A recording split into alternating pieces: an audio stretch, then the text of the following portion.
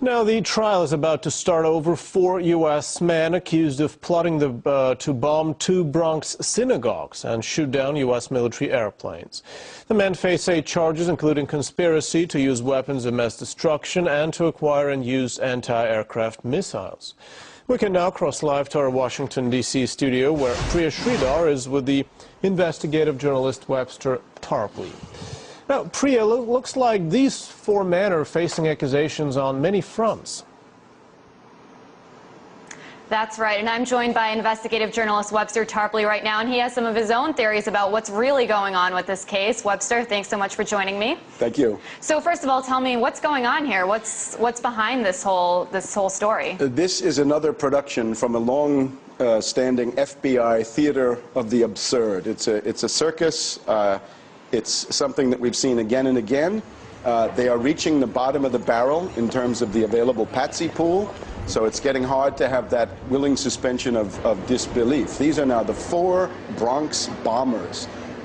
3 U.S. citizens, 1 Haitian. They're all very poor, poverty-stricken, mentally impaired black men, ex-convicts, probably converted to Islam in prison, probably by an imam who is also from the FBI, had a recruitment operation going on in there.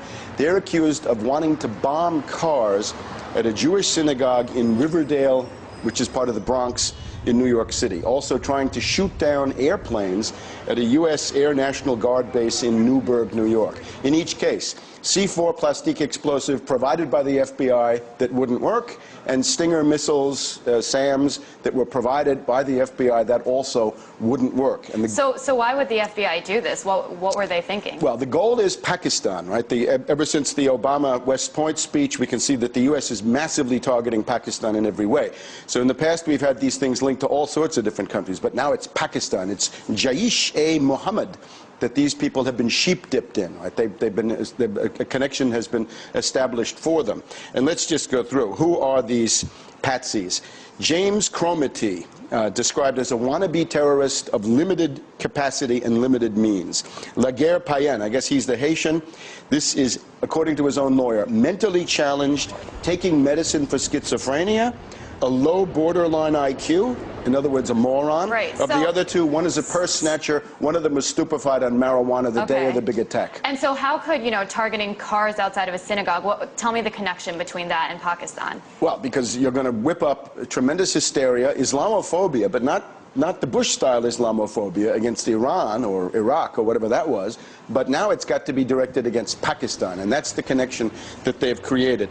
The way they did this was the FBI provocateur involved is a guy called Maqsood. His real name, I think, Shahid Hussein, variously described as fishy and creepy. So he comes on the scene. These poor guys have just been released from prison. They're destitute.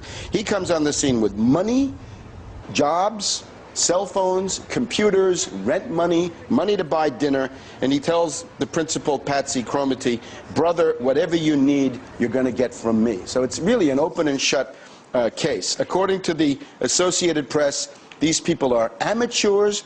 They were not able to go into a Walmart and buy guns and cameras even after they'd been given money by the FBI. The Nation calls them losers, ex-cons, and drug addicts. Other sources call them semi-retarded potheads. Right. So what you see is a complete sting, a complete entrapment, all fabricated. There's no criminal intent or ability to begin with. Everything is provided as props by this FBI circus. And so you referenced President Obama's speech, and you said, that Pakistan is the new target. However, he's saying that Pakistan and the United States have to have this important partnership. What's going on there, then? The goal, once again, is to destroy Pakistan as an energy corridor between Iraq, Iran, other countries in the Middle East that produce oil, and China, because that's where a pipeline could go. The pipeline could start in Iraq, it could go to Iran, it can go up through Pakistan, cross the Himalayas, above Kashmir, go into China. This would be oil going towards China and Chinese economic influence coming into the Middle East and essentially cutting out the Anglo-Americans. And how is that going to happen, the destruction of Pakistan?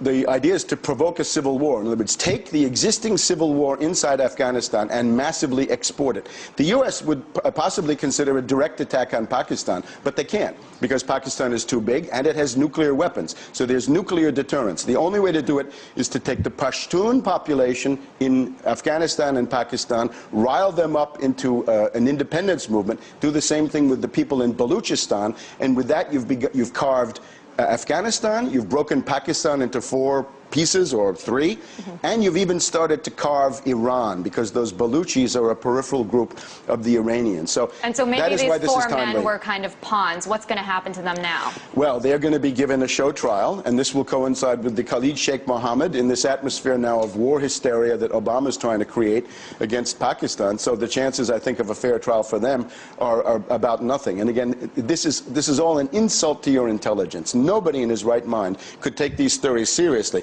We've had this again and again. We had the Fort Dick 6. In this case, they were so lackadaisical they didn't want to do anything. The JFK Airport pipeline bombers, led by a sad sack who sold incense in the streets. His means of livelihood was to get small change out of payphones. The Liberty City 7 in Miami, Haitians who were also dirt poor, mentally impaired. So again and again, the same story.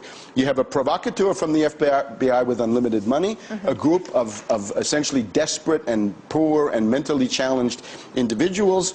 Bring in some junk weapons, and you've got a case, and you can inflame public opinion and direct that against your foreign target, which is what they're doing in this case, and it's Pakistan. Thank you so much, Mr. Tarpley. Well, we'll certainly be keeping you updated on that case, but for now, it's back to you guys in Moscow. Thanks, Priya. That was Priya Sridhar speaking to investigative journalist Webster Tarpley.